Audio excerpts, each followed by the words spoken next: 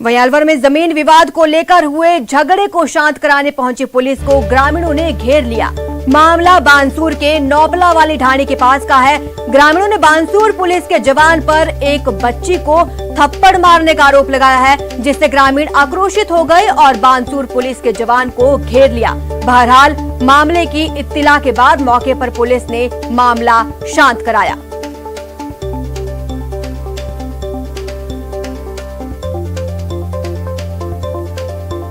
तो यह खबर अलवर के बानसूर से है, जहां ग्रामीणों ने पुलिस को घेर लिया। आरोप लगा बच्ची को थप्पड़ मार और बच्चे ने धक्का दिया। मुझे पुलिस का क्या मतलब है? उसने 2-3 बार धक्का दिया। मैंने उसको मना करी, बेटा तेरा मतलब ना है, बड़े बड़े खड़े तेरे साथ चाहता हुए ये बात कर लेंगे साहब से, कब तुम उरा को आ जाओ रोड से उरा। इतना में तो 5-7 बैरबानी आ गई और लाठी फर्चे लेके और आदमी आ गया 15-20 और वह तो बस लेन देन पे उतारू आ गया। लेकिन हम शांत रह कर रहने दो, कोई बात नहीं। पहले तो मेरी गेटी पकड़ी, फिर मैं छोड़ाई गेटी पकड़ी, छोड़ा छूटियो, फिर छोड़ी के हाथ उठायो, छोड़ी मारी। क्यों किस बात? मैंने फिर आ गया यार मेरे भाई को मारा था और मेरा बर्दाश्त नहीं, मैंने बोल दियो तो मैंने मैं थप्पड़ मारे। किसने मारा? किसने मारा आपको थप्पड़? किसने मारा आपको थप्पड़? पुलिस वालों ने मारा? नाम नहीं पता मुझे। अच्छा। क्यों, आपको किस गलती से थप्पड़ मारा उसने? कोई गलती नहीं उसकी।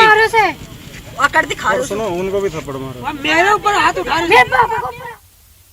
वहीं चूरू में पार्षद पर जानलेवा हमला किया गया। लाठियों और सरियों से ये जानलेवा हमला हुआ है। पुरानी रंजिश को लेकर वार किया गया है। वार्ड 27 के पार्षद पर ये हमले की खबर आ रही है।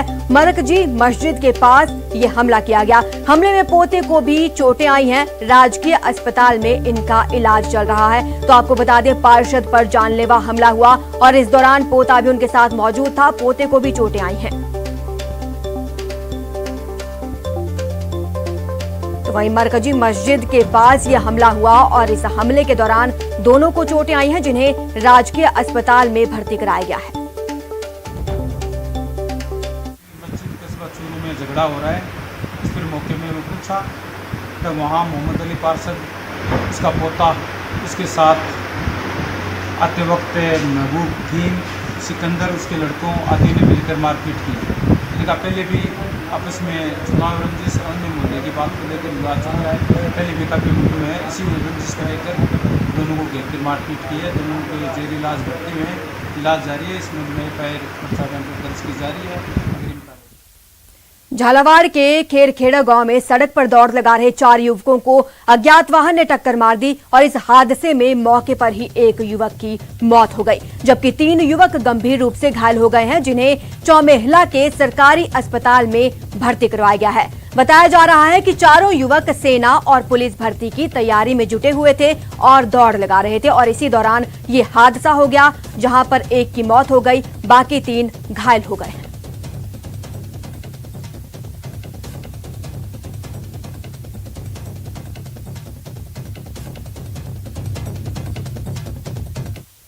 पुलिस को फोन के द्वारा सूचना मिली कि किसी अज्ञात वाहन ने 4 लड़कों को एक्सीडेंट कर दिया है।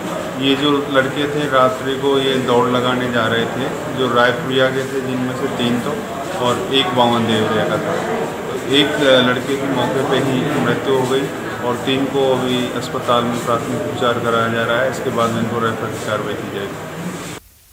टोंक के मोर टोल प्लाजा पर स्थानीय वाहनों का टोल फ्री करने की मांग को लेकर ग्रामीणों ने हंगामा किया। लोगों ने सांकेतिक जाम लगाकर सीएम के नाम एसडीएम को ज्ञापन भी सौंपा और टोल फ्री न होने की स्थिति में जाम लगाने की चेतावनी दी। लोगों का कहना है, खेतों पर आने जाने और टोल प्लाजा के इस पार पेट्रोल पंप पर आने जाने के लिए टोल वसूली की जाती है। समझाइश पर टोल कर्मी बदसलूकी करते हैं। ऐसे में हमेशा लड़ाई झगड़े की आशंका बनी रहती है।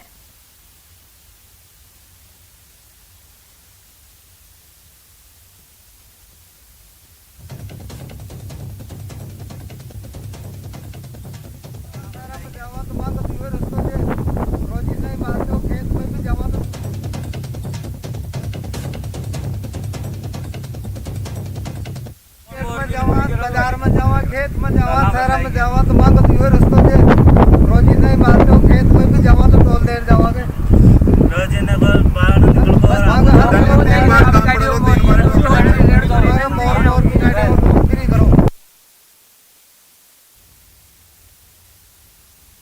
बुलेटिन में अब रुख करेंगे झुंझुनू का। सूरजगढ़ के किडवाना गांव में सरकारी भूमि से अतिक्रमण हटाए जाने की खबर मिली। ग्रामीणों ने सरकारी जमीन पर पक्के मकान बनाकर ये रह रहे थे। गांव के 2 व्यक्तियों ने कोर्ट में सरकारी भूमि खाली करवाने के लिए रीट लगाई थी। इसके आधार पर राजस्थान उच्च न्यायालय ने जिला कलेक्टर को अतिक्रमण हटाने के आदेश दिए। आदेशों की पालना में एसडीएम और डीएसपी के नेतृत्व में पुलिस वहां पर प्रशासन ने बड़ी कार्रवाई की। उच्च अधिकारियों ने ग्रामीणों को समझाइश की, इसलिए पूरी कार्रवाई शांति से पूरी हो गई।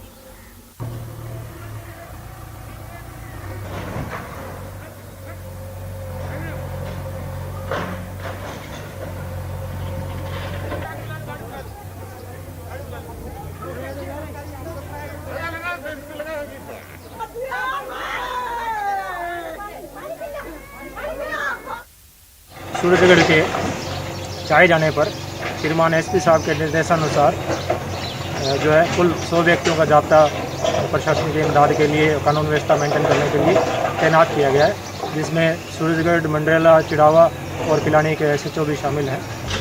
ग्राम किडवाना में गैर मुमकिन जोड़ में पुराना अतिक्रमण किया हुआ था, जिसके संदर्भ में तहसीलदार कोर्ट में उनके खिलाफ फैसला हो चुका था। उसके बावजूद उनको बार बार इसमें और अधिक अतिक्रमण नहीं करने बाबत पाबंद किया गया, लेकिन ये रुके नहीं और पक्का निर्माण करते गए।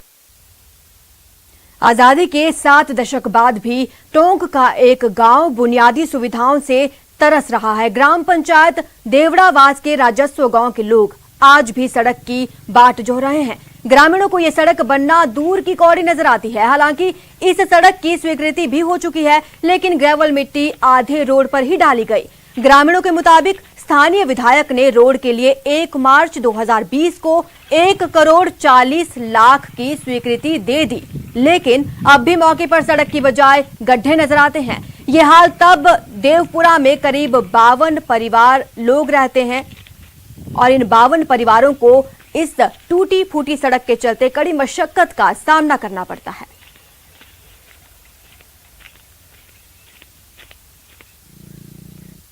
देखिए, ग्राम पंचायत देवड़ावास से देवपुरा तक की सड़क का जो समस्या है ये बहुत लंबे समय से चली आ रही है और पूर्व विधायक मंत्री भी इस गांव में आ चुके हैं, लेकिन किसी ने भी इस गांव की समस्या का समाधान नहीं करवाया।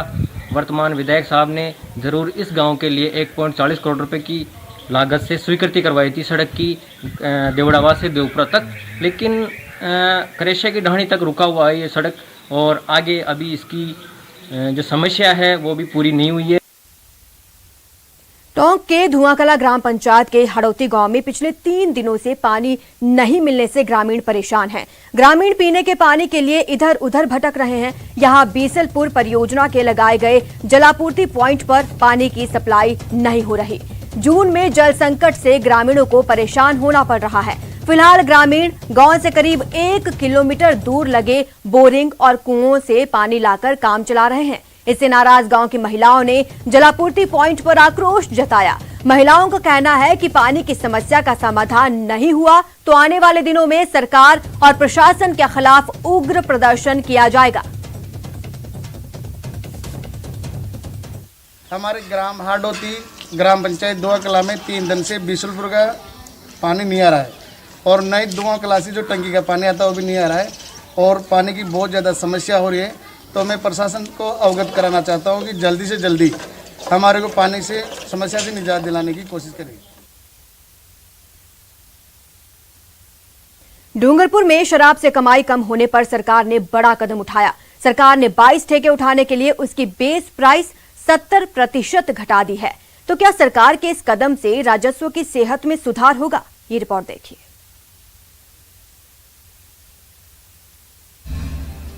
खरीदार नहीं है, कैसे उठेंगे ठेके?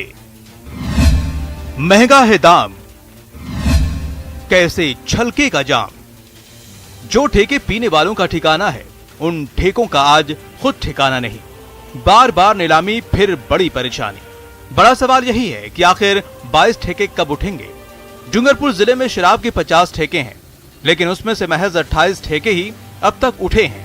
लेकिन अभी तक 22 ठेकों का कोई खरीदार नहीं है। इसमें गुजरात राज्य से सटी प्रदेश की सबसे महंगी खजूरी की शराब की दुकान भी शामिल है। इसीलिए सरकार ने अब इसका बेस प्राइस कम कर दिया है। सरकार ने न्यूनतम रिजर्व प्राइस 70% घटा दिया है, जिससे 73 करोड़ रुपए की राजस्व का नुकसान होगा। लेकिन आबकारी विभाग का मानना है कि इन ठेकों के उठने से सरकार को नुकसान कम होगा। अभी डूंगरपुर में 50 शराब की दुकानें हैं, जिनमें से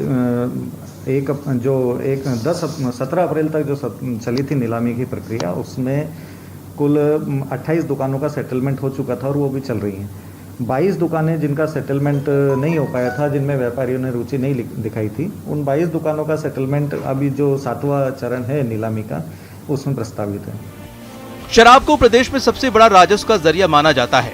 सरकार को भी इससे काफी उम्मीदें हैं, इसलिए सरकार ने 7वीं बार नीलामी की योजना बनाई है। 22 ठेकों की होगी नीलामी। 18 जून को ई नीलामी तय, बेस प्राइस 70% कम। 22 ठेकों से सरकार को राजस्व 1 अरब 17 करोड़ 37,57,320 रुपए का मिलता था। अब सरकार को 43 करोड़ 93 लाख रुपए का राजस्व ही मिलेगा। 73 करोड़ रुपए के राजस्व का नुकसान होगा। लगभग कुल जमा 64% की देशी शराब के गारंटी राशि में कमी की गई है। IMFL और बियर के एक्साइज ड्यूटी का जो गारंटी राशि थी, उसमें 62% की कमी की गई है और कंपोजिट फीस में भी 59% की कमी की गई है। अब जिस तरीके से हमने इसमें कमी की है, उसके बाद हमें उम्मीद है कि इस पर 1 से अधिक आवेदन आएंगे और जो नीलामी होगी उसमें ये एक बेस प्राइस है। नीलामी में अगर आपस में कंपटीशन होता है, व्यापारी को इसमें उचित लगता है, उसमें बढ़कर और आगे बढ़कर बोली लगाते हैं, तो निश्चित तौर पे इससे बढ़कर हमें और बड़ी राशि प्राप्त होने की उम्मीद है। जिले में कौन कौन सी जगहों के ठेके उठने हैं, ये भी जान लीजिए। जिले में खजूरी समेत बिछीवाड़ा, आंतरी, झोथरी, मांडली, पालदेवल, पूनावाड़ा, रघुनाथपुरा, सरथुना, तलैया, वर्दा, वीरपुर, बानकोड़ा, चित्री, गरियाता, कुआं, निठाउआ, ओबरी, पारडा वगेरी, रामगढ़ और सरोदा की दुकान है जो अभी तक ई नीलामी में उठी नहीं है। बहरहाल देखना यह होगा कि क्या इस बार सरकार की कोशिश रंग लाती है। क्या 70% बेस प्राइस कम करने के बाद ठेकेदार दिलचस्पी लेंगे? क्या इस बार नीलामी के बाद शराब के ये ठेके उठ पाएंगे? न्यूज़ 18 राजस्थान के लिए डूंगरपुर से जयेश पवार की रिपोर्ट। तो इसी बीच बड़ी खबर आ रही है, जल शक्ति मंत्रालय की आज अहम बैठक होगी और ये बैठक दोपहर 2 बजे आयोजित की जाएगी। इस बैठक में पंजाब से आने वाले दूषित पानी का मामला भी उठाया जाएगा। गजेंद्र सिंह शेखावत की अध्यक्षता में ये बैठक होनी है और इस बैठक में बीजेपी प्रदेश अध्यक्ष भी शामिल होंगे। बीकानेर संभाग के MP MLA इस बैठक में शामिल रहेंगे। संभाग के प्रमुख पदाधिकारी भी मौजूद रहेंगे। तो आज ये जल शक्ति मंत्रालय की अहम बैठक होनी है, जिसमें बीजेपी प्रदेश अध्यक्ष शामिल रहेंगे। साथ ही बीकानेर संभाग के MP और MLA भी शामिल रहेंगे। संभाग के प्रमुख पदाधिकारी इस बैठक में मौजूद रहेंगे। आज दोपहर 2 बजे ये बैठक होनी है। पंजाब से आने वाले दूषित पानी पर इस बैठक में ये मामला पूरा उठाया जाएगा और चर्चा की जाएगी।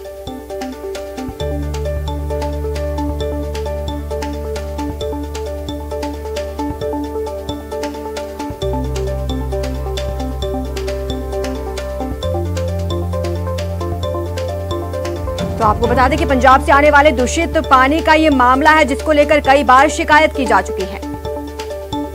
अब आज जल शक्ति मंत्रालय की इस पर अहम बैठक होनी है। दोपहर 2 बजे इस बैठक का आयोजन किया जाना है और इस मामले को बैठक में पुरजोर तरीके से उठाया जाएगा। इसमें बीजेपी के प्रदेश अध्यक्ष सतीश पुनिया शामिल रहेंगे और गजेंद्र सिंह शेखावत इस बैठक की अध्यक्षता करेंगे। बीकानेर संभाग के सांसद MLA भी शामिल होंगे और संभाग के प्रमुख पदाधिकारी इस बैठक में मौजूद रहेंगे।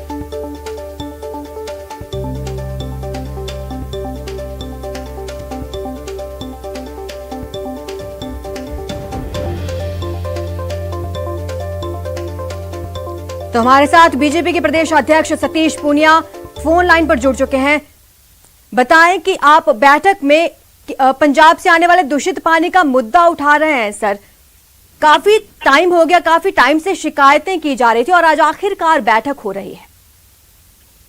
जी बिल्कुल, बहुत पुराना लंबित मामला है और पंजाब से जो नहरों का दूषित पानी है वो राजस्थान की खासतौर पर इंदिरा गांधी नहर परियोजना से लगभग आधे दर्जन जिले सीधे सीधे प्रभावित हैं और खासतौर पर सिंचाई के अलावा जो पेयजल है उसको वो सीधे सीधे प्रभावित करता है। सर, तो क्या लगता है, आज बैठक तो आयोजित हो रही है, बैठक के बाद क्या इसका समाधान हो जाएगा? देखिए, समाधान की एक कोशिश है, क्योंकि इससे पहले जो सरकारें आई पंजाब और राजस्थान की, उन्होंने इसमें कोई बहुत ज्यादा दिलचस्पी दिखाई नहीं। खासतौर पर जो इन नहरों में जो चमड़े की जो इंडस्ट्रीज हैं उसका वेस्ट और इंडस्ट्रियल वेस्ट जाता है सीधे सीधे, और हालत ये होगी कि कैंसर जैसी बीमारियां ये बड़े भीषण तरीके से उस क्षेत्र में फैली हैं। एक ट्रेन का नाम कैंसर एक्सप्रेस इसलिए रखा कि बीकानेर में ट्रीटमेंट के लिए पंजाब और गंगानगर से मरीजों की उसमें भरमार होती है। अब ये सही समय है कि इस पर सारी सरकारें संज्ञान लेके, हमारे केंद्रीय जल शक्ति मंत्री के इनिशिएटिव पे हमारे सारे सांसद विधायक जो बीकानेर डिवीजन के हैं वो सब लोग आज रहेंगे, कोशिश करेंगे इसमें सार्थक चर्चा और समाधान की दिशा में कोई रास्ता निकले। परेशानी तो है सर, क्योंकि ये दूषित पानी है, सिंचाई में काम आता है। एक तो किसान पहले से ही इस कोरोना संकट में इतने परेशान हैं, ऊपर से इस दूषित पानी से उनकी फसलें बर्बाद हो रही हैं। ऐसे में ये बहुत बड़ी समस्या उभर कर एक सामने आई है। जी बिल्कुल, वो दृश्य आप देखेंगे तो मुझे लगता है कि दर्शक भी कल्पना नहीं कर सकते कि किस हालात में वो लोग वहाँ उस पानी का उपयोग करते हैं। लेकिन अब मुझे लगता है पानी सर से ऊपर गुजर गया। जिस तरीके के हालात बने हैं ये बहुत खतरनाक भी है, और आने वाले समय में किस तरीके की बीमारियां वहाँ महामारी का रूप लेंगे कोई नहीं कह सकता। शुक्रिया आपका तमाम हमारे साथ बात करने के लिए। तो आज आपको बता दें कि जल शक्ति मंत्रालय की अहम बैठक होनी है और 2 बजे इस बैठक का आयोजन किया जाएगा, जिसमें पंजाब से आने वाले दूषित पानी का मुद्दा उठाया जाएगा। इस बैठक में बीजेपी प्रदेशाध्यक्ष सतीश पूनिया शामिल होंगे, बीकानेर संभाग के एमएलए और एमपी शामिल होंगे, साथ में कई पदाधिकारी मौजूद रहेंगे।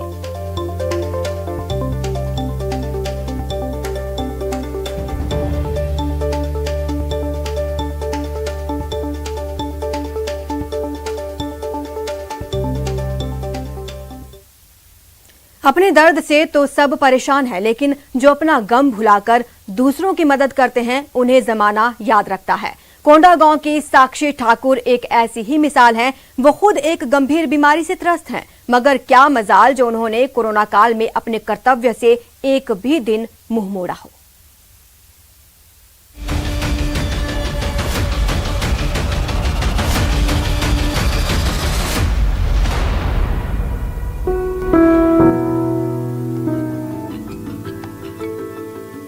कोरोना किस कदर खतरनाक है और क्यों इससे बचने की इकलौती उम्मीद वैक्सीन है, ये अगर आपको जानना हो तो आप एक दफे छत्तीसगढ़ के कोंडा गांव के इस प्राथमिक स्वास्थ्य केंद्र आ जाइए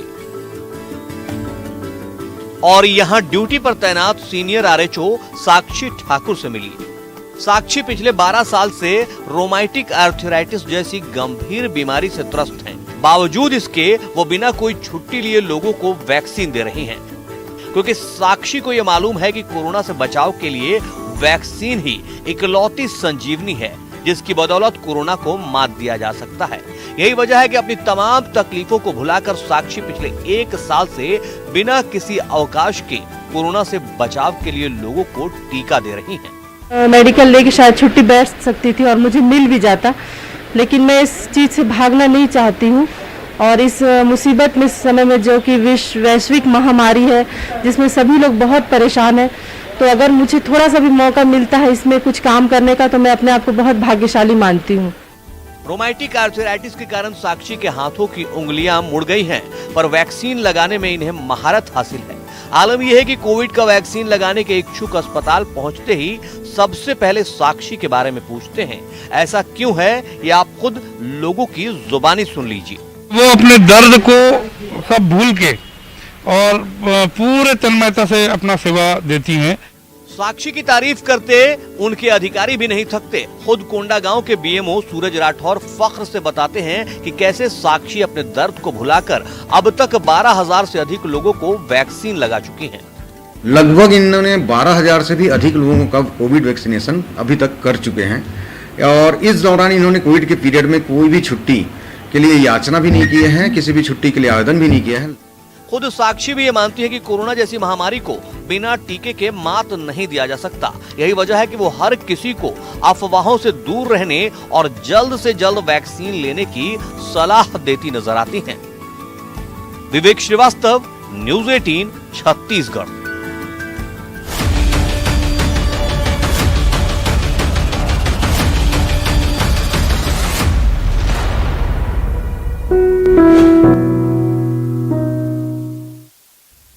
प्रदेश के कई विधायक सरकार में अपने कार्य न होने के आरोप लगा रहे हैं, लेकिन राजसमंद जिले के एक विधायक की राय ऐसे विधायकों से बिल्कुल अलग है।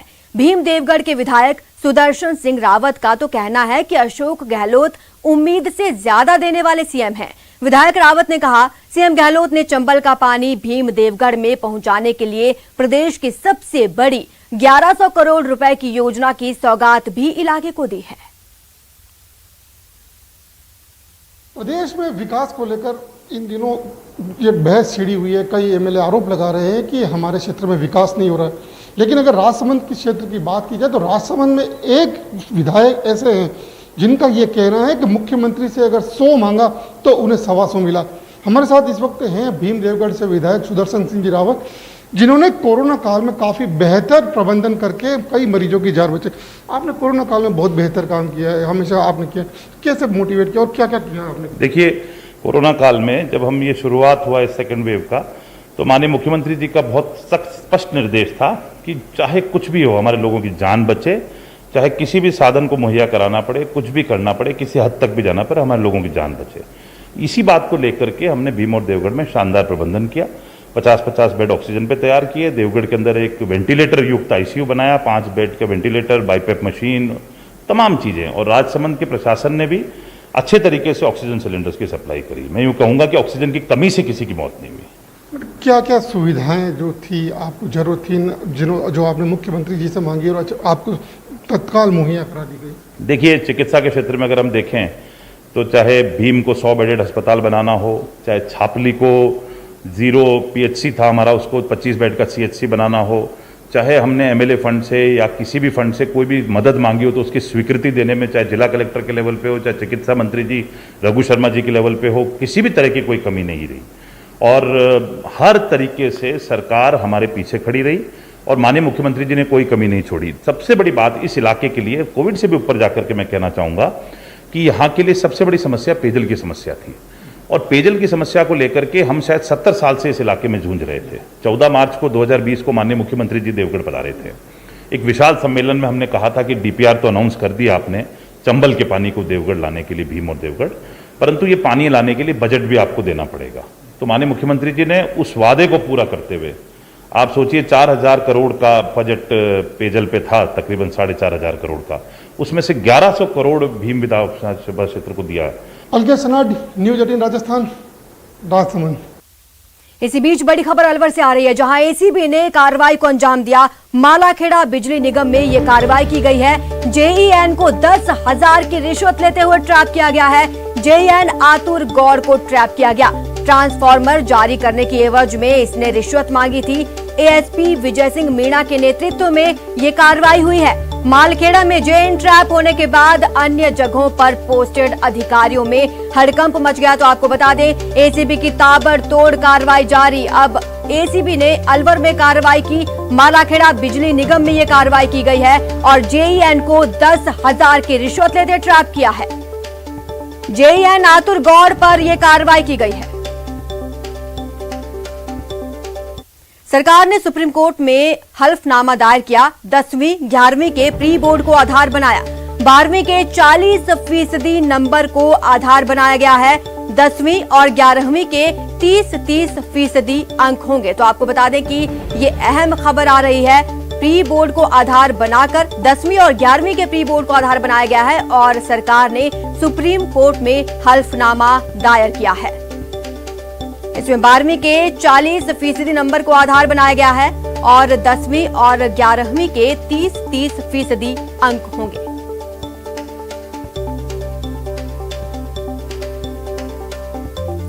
हमारे संवाददाता सुशील पांडे जुड़ चुके हैं। सुशील, पूरा अपडेट बताएं। जी, एक बार अपना सवाल दोहराएं। सुशील, अपना पूरा अपडेट बताएं।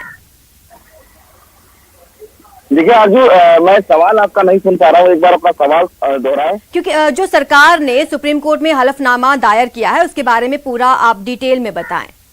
जी देखिए आरजू, आज फिलहाल इस पूरे मामले में सरकार ने अपना हलफनामा सुप्रीम कोर्ट में दाखिल किया है। हलफनामे के मुताबिक जो अटॉर्नी जनरल है उन्होंने सीबीएसई और आईसीएसई की परीक्षा के लिए 10वीं कक्षा के लिए जो 5 विषय लेने की बात कही गई है उसमें 3 में से सर्वश्रेष्ठ जो विषय होगा उसका औसत निकाला जाएगा। उसी आधार पर बच्चों को फिलहाल मार्क्स दिए जाएंगे।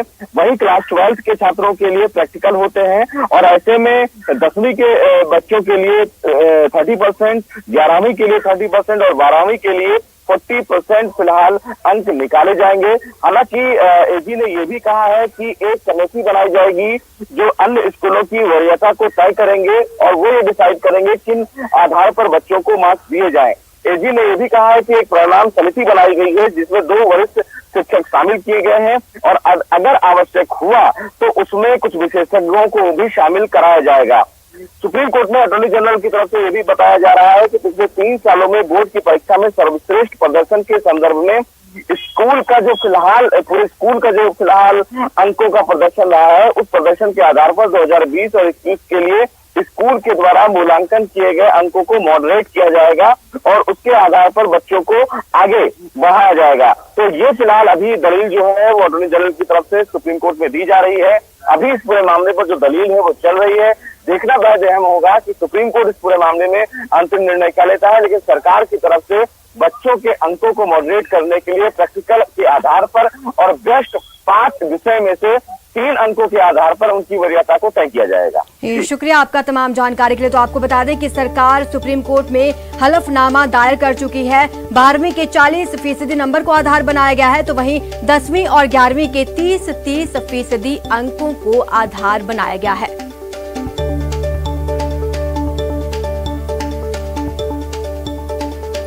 तो आपको बता दें कि 10वीं, 11वीं और 12वीं की परीक्षाओं को लेकर सरकार अपना हलफनामा सुप्रीम कोर्ट में दायर कर चुकी है। इसमें 12वीं के 40% अंकों को आधार बनाया गया है, वहीं 10वीं और 11वीं के 30% अंकों को आधार बनाया गया।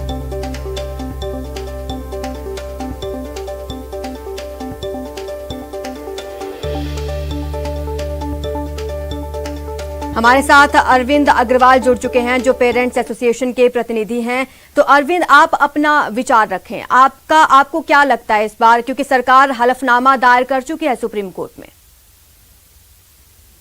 देखिए, बच्चों का जो अभी एग्जाम्स उन्होंने कैंसिल किए हैं और उसके अंदर प्रमोट किया है, उसके अंदर कोई ना कोई सोल्यूशन तो सरकार को ही निकालने पड़ेंगे। और सरकार ने अगर ये कहा है कि 10वीं के 11वीं के 30% मार्क्स उसके अंदर जोड़ेंगे तो बच्चों को जो प्रीवियस उनकी परफॉर्मेंस थी उसका भी आधार मिलेगा। और इस साल के अंदर जो 40% इन्होंने कहा है तो सरकार इसके अंदर जो स्कूलों के जो 40% मार्क्स हैं इंटरनल मार्क्स उसके अंदर जोड़ रहे हैं, तो सरकार को इसका भी ध्यान रखना पड़ेगा कि कहीं न कहीं स्कूलों की जो दादागिरी है, मैं कहना चाहूंगा कि वो जिस तरीके से फीस मांग रहे हैं और कई स्कूलों के अंदर हमारे पास शिकायतें आई हैं कि वो प्री बोर्ड्स के नाम पर दोबारा अब एग्जाम्स करा के जिन बच्चों की फीस जमा नहीं हो पाई है, जिनकी आर्थिक स्थिति सही नहीं है, उसके ऊपर भी दबाव बना रहे हैं। तो इसके ऊपर भी सरकार कोई संज्ञान ले और इसके ऊपर बच्चों के ऊपर, शिक्षा के ऊपर इसका प्रभाव ना पड़े। बच्चों ने जो किया है, जो स्कूलों ने शिक्षा जिस तरीके से दी है, उसके आधार को भी सरकार इसका संज्ञान ले और स्कूलों को कहीं ना कहीं अनबायस होके नंबरिंग के अंदर इसके अंदर जो जिस तरीके से बच्चों को दे रहे हैं, तो फीस को उसके ऊपर आधार ना बना के और उसका संज्ञान लेते हुए गाइडलाइन जारी करे, जिससे कि स्कूलों के अंदर जो उनकी फीस लेने की जो उनकी प्राइवेट स्कूलों में जिस तरीके से उन्होंने कहा है कि हमारे पास कल भी 2 स्कूलों की शिकायत आई और लगातार आती रह रही है, तो उसको लेके कोई ऐसा वो ना हो कि स्कूलों को अनैतिक दबाव पेरेंट्स के ऊपर बने। क्योंकि सुप्रीम कोर्ट ने अपने फैसले के अंदर साफ साफ कहा है कि कोई भी बच्चों का रिजल्ट ना रुके, किसी बच्चे की पढ़ाई ना रुके और उसका स्कूल ध्यान रखे। और इन सबको ऊपर सरकार कोई ना कोई इसके साथ में कोई ऐसा क्लॉज भी लगाए कि बच्चों की जो पढ़ाई है उसके ऊपर इसका नंबर्स के ऊपर इफेक्ट ना पड़े।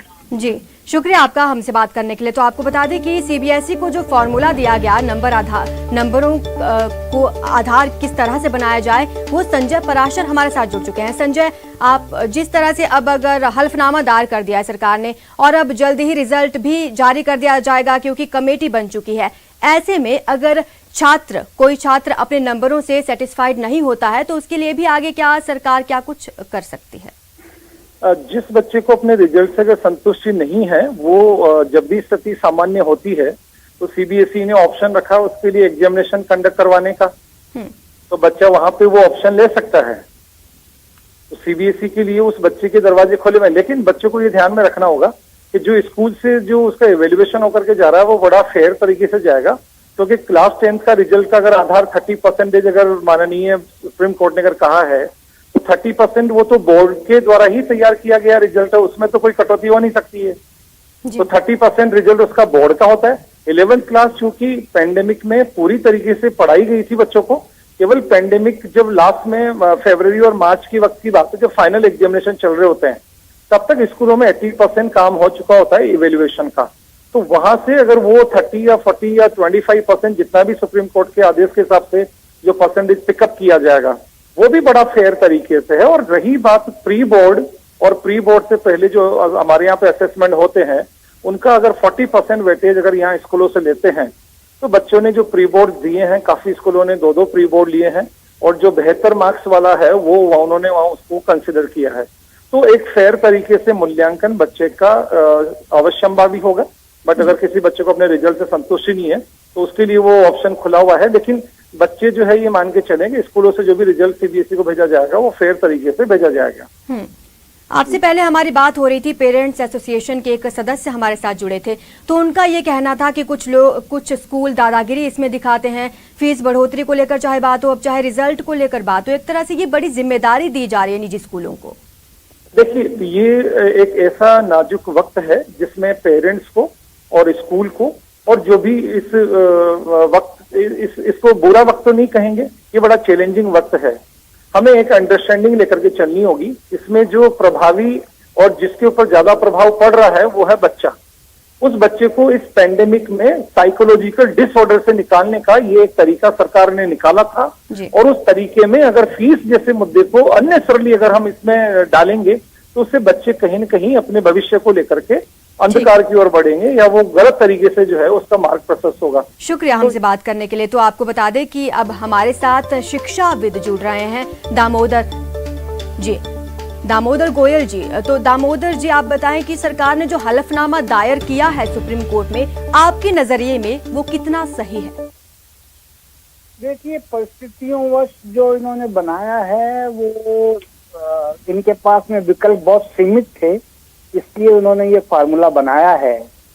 लेकिन इसमें बड़ा विरोधाभास है, क्योंकि सीबीएसई स्वयं ये कहती आई है कि जीवन में एक परीक्षा महत्वपूर्ण नहीं होती, और सीबीएसई का खुद का मानना था कि बच्चों को मौका दिया जाना चाहिए। लेकिन इसमें विरोधाभास ये है कि कक्षा 10 में यदि बच्चा बहुत अच्छा था या कक्षा 10 में वो कमजोर था और उसने आगे कक्षा 11 और 12 में अच्छी मेहनत करी है, तो कक्षा 10 के अंकों को इसमें कंसिडर करने के कारण शायद उसके ओवरऑल परसेंटेज में कमी हो जाए। इसी तरीके से कक्षा 11 के बाद कक्षा 12 में कई विद्यार्थी कुछ विषय बदल लेते हैं, तो ये एक समस्या आएगी कि कौन से विषय के मार्क्स गिने जाएंगे। 10वीं कक्षा के अंदर जो विषय होते हैं वो 12वीं कक्षा में केवल एक अंग्रेजी का विषय होता है जी। तो ये एक जो असमानता और विषमता है, इसको सीबीएसई ने कहीं एडजस्ट नहीं किया। शुक्रिया दामोदर हमसे बात करने के लिए। तो आपको बता दें कि सरकार हलफनामा दायर कर चुकी है सुप्रीम कोर्ट में। उसमें ये कहा गया है कि 12वीं के 40% नंबर कंसीडर किए जाएंगे, वहीं 10वीं और 11वीं क्लास के 30% अंक कंसीडर किए जाएंगे। फिलहाल इतना ही, नमस्कार।